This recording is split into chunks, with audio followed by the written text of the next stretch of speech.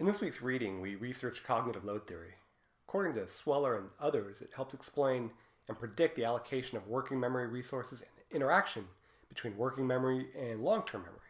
The theory describes ways learners deal with intrinsic cognitive load, extraneous cognitive load, and germane cognitive load. For this assignment, I chose to discuss extraneous cognitive load. Now, as many of you know, formal classroom teaching is not my occupation. It's not my full-time work. That being the case, I have much less to draw from when we're required to share experiences in a classroom and connect those experiences with our materials for the week.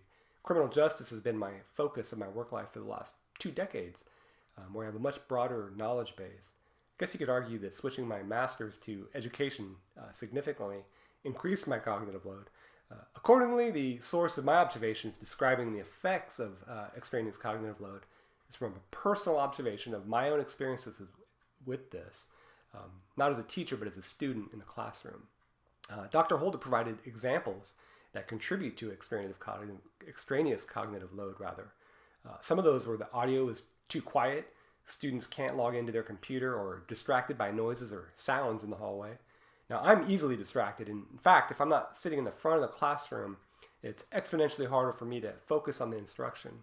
Combine that with poorly formatted slides on the screen, an open door that people are constantly walking by, and the phone buzzing in my pocket, you'll witness a perfect example of extraneous cognitive load in action. It's nearly debilitating for me.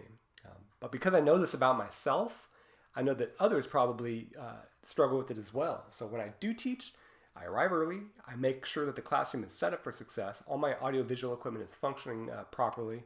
Place signs outside the door so there's no unintended interruptions. Make sure that seating is carefully placed so that people in groups aren't concerned with what's happening in other groups. Confirming that the classroom setting is optimal, I think it attempts to account for the different tolerances students have when regarding extraneous cognitive load. So that's my thoughts on it. Thank you.